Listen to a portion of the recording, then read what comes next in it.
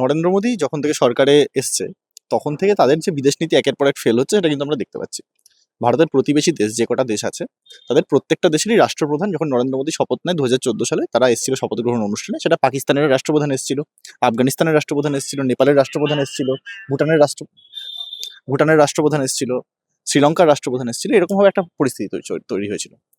ঠিক দেখুন, আজ থেকে তারপরে 10টা বছর কেটে গেল 2024 সাল, বা আজকে 2026 সাল। কি হলো দাঁড়িয়ে? এই মুহূর্তে বাংলাদেশের সাথে সম্পর্ক খুবই খারাপ পরিস্থিতিতে রয়েছে। ইউনূস চলে যাওয়ার পর এখন নতুন সরকার গঠন হওয়ার পরে একটা সম্ভাবনা দেখা যাচ্ছে সম্পর্কটা ভালো হওয়ার।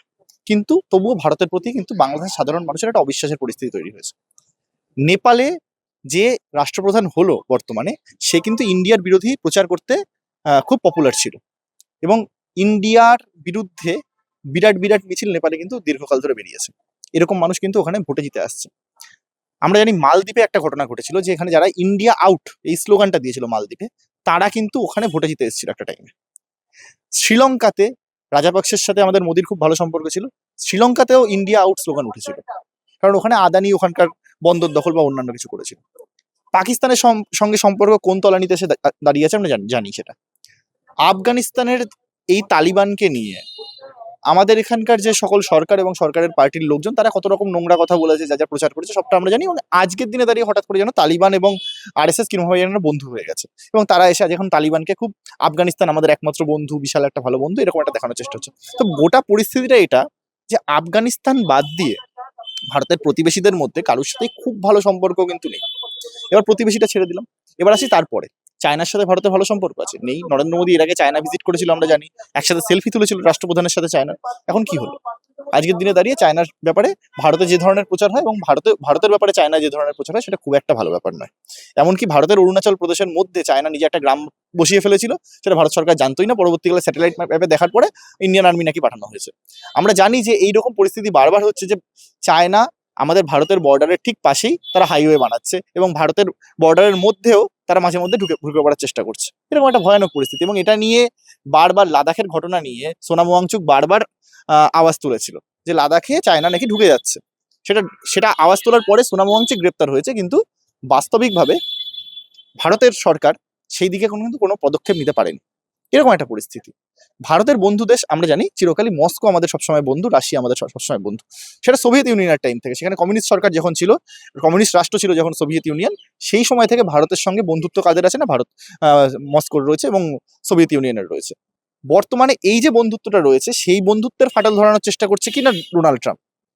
ডোনাল্ড ট্রাম্পের যে ভূমিকা ভারতের সম্পর্কে, সেটা আমরা দেখেছি। যখন করোনা চলছিল, তখন করোনার সময় ভারতের যে সকল জরুরি মেডিসিন, সেই জরুরি মেডিসিন আমেরিকাতে ছিল না। ভারত বলেছিল আগে আমাদের জনগণকে দেবো, তারপর তোমাদেরকে দেবো।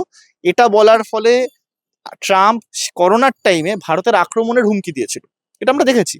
ঠিক তারই পরে যখন ট্রাম্প নির্বাচনে দাঁড়ালো ভোটে, তখন গিয়ে দেখা যাচ্ছে ট্রাম্পের ব্যাপারে তখন প্রচার করা হচ্ছে, যে ট্রাম্পকে যেন আবার নিয়ে আসা হয়, আপকি বার ট্রাম্প সরকার। কে বলেছে? না, নরেন্দ্র মোদী বলেছে। তার মানে কি দাঁড়ালো? যে ট্রাম্প আমাদের ওপরে আক্রমণের হুমকি দিল, তাকেই নিয়ে আসার জন্য নরেন্দ্র মোদী চিৎকার করছে। এরপরে দেখা গেল ট্রাম্প আবারও ভারতের সঙ্গে বিট্রে করলো, ভারতের উপর ট্যারিফ বসালো, 50% অব্দি ট্যারিফ বসিয়ে দিল। ভারতের যেটা সস্তা পণ্য, সেটা আমেরিকা থেকে কি করে দামি হয়ে যায়, ভারতের পণ্য যাতে আমেরিকানরা না কিনতে পারে, সেরকম একটা ব্যবস্থা তৈরি করে দেওয়া হলো। এরকম ভয়ানক পরিস্থিতি বারবার ভারতকে একটা কোণঠাসা করে দেওয়ার চক্রান্ত কারা করছে? না, ডোনাল্ড ট্রাম্প করছে। তারপরে গিয়ে বারবার বারবার বারবার নরেন্দ্র মোদী কেন, কোন কারণে, কোন সিক্রেট কারণে ট্রাম্পের কাছে মাথা নত করছে, এটা কিন্তু আমরা জানি না। এবং অদ্ভুতভাবে, মানে ইরান তো আমাদের ভারতের চিরকালের বন্ধু। ইরানের সঙ্গে ভারতের কখনোই দ্বিপাক্ষিক সম্পর্ক খারাপ ছিল না। ইরাকের সাথেও ছিল না, ইরানের সাথেও ছিল না। আজকের দিনে দাঁড়িয়ে এটা খুব অদ্ভুত লাগে। ইসরায়েলে গিয়ে নরেন্দ্র মোদী তাদের পার্লামেন্টে ভাষণ দিলেন। ইসরায়েলে যখন নরেন্দ্র মোদী যাচ্ছেন, তখন প্যালেস্তাইনের লাখ লাখ মানুষকে ইসরায়েলিরা মেরেছে। সেই অবস্থা দাঁড়িয়ে সেই পার্লামেন্টে নরেন্দ্র মোদী বক্তৃতা দিলেন, এবং সেটা প্রচার হওয়ার 2 থেকে 3 দিনের মধ্যে ইসরায়েলের সঙ্গে ইসরায়েলের সঙ্গে ইরানের যুদ্ধ শুরু হলো। তার মানে কি দাঁড়াচ্ছে? ভারতের যে ছবিটা ইন্টারন্যাশনালি পৌঁছাচ্ছে, সেটা হচ্ছে এরকম, যে ভারত আমেরিকাকে ভয় পায়, আমেরিকার কথায় উঠে বসে, এবং তাতে সে তার বন্ধুত্বের সঙ্গে শত্রুতা করতে গেলেও ভারত পিছপা হচ্ছে না। কিসের এত ভয়? ইরানের গভর্নমেন্ট তো ভয় পায়নি আমেরিকাকে, প্যালেস্তাইনের মতন ছোট দেশও তো ভয় পায় না। ভারতের সরকার যতটা ভয় পাচ্ছে, কি এমন হয়েছে? নরেন্দ্র মোদীর কি সত্যি এপস্টিন ফাইলে এমন কিছু ছিল যেটা বাইরে বেরিয়ে গেলে বড্ড বেশি ওর কেরিয়ারের প্রবলেম হয়ে যেত, বা আদানি আম্বানির কোনো প্রবলেম হয়ে যেত? এরকম কি কোনো কিছু আছে?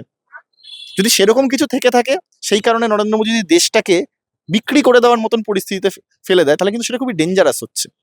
আজ না হয় কাল বিজেপি সরকার থাকবে না, ভবিষ্যতে কোনো না কোনো দিন এই ফাইলগুলো কিন্তু ওপেন হবে।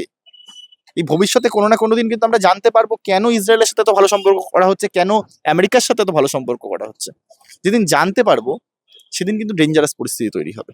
তো গোটা ইন্টারন্যাশনালি সবার সাথে আমি সম্পর্ক খারাপ করে, শুধুমাত্র পাকিস্তানকে শত্রু দেখিয়ে, মুসলমানকে শত্রু দেখিয়ে, এসআইআর করে, মানুষকে বেনাগরিক করার চক্রান্ত করে, মানুষে মানুষে ভেদাভেদ করে যে একটা সরকার টিকিয়ে রাখা, যে করে হোক সরকারকে টিকিয়ে রাখো এবং আদানি আম্বানির লাভ তুলে দাও, এই যে প্রক্রিয়া চলছে সেটা খুবই ডেঞ্জারাস। এবং ইন্টারন্যাশনালি নরেন্দ্র মোদী সরকার সম্পূর্ণ ফেল। জয়শঙ্কর যতই শিক্ষিত হোক, তার যতগুলোই ডিগ্রি থেকে থাকুক না, নরেন্দ্র মোদী যখন বিদেশি কোনো রাষ্ট্রপ্রধানের সাথে কথা বলে, কি কথা বলে সেটা আমরা ভিডিওতে দেখেছি। ওর ইংরেজি কেউ বোঝেও না, কিছুই জানে না, ফলে ওই রকম ভাবেই ও কথা বলে এবং সেই কথাগুলোই চলছে চারিদিকে। ফলে কোথাও না কোথাও নরেন্দ্র মোদীর একটা ভয় আছে, ও কোনো একটা ভয় আছে, সেই ভয়টা আমরা জানি না, কোনো কিছু একটা প্রকাশ হয়ে যাওয়ার ভয় আছে হয়তো, সেই কারণে এই ধরনের ঘটনাগুলো ঘটাচ্ছে। তো আমরা একটা কথা বলতে পারি, সেটা হচ্ছে নরেন্দ্র মোদী বলেছিলেন যে ও নাকি কোথাও একটা দেখেছিল যে ড্রেনের ওপরে কড়াই উল্টো করে সেখান থেকে ফুটো করে সেখান থেকে গ্যাস বের করা যায়, সেখান থেকে নাকি রান্না হয়। ভারতের এখন এই পরিস্থিতি দাঁড়িয়েছে যে এইভাবে রান্না করবে। আমাদের ভারতের দ্বিপাক্ষিক সম্পর্কে এই তলানিতে পৌঁছেছে যে আমরা এখানকার যে সকল হোটেল রেস্টুরেন্ট যেগুলো আছে সেগুলো এখন বন্ধের মুখে।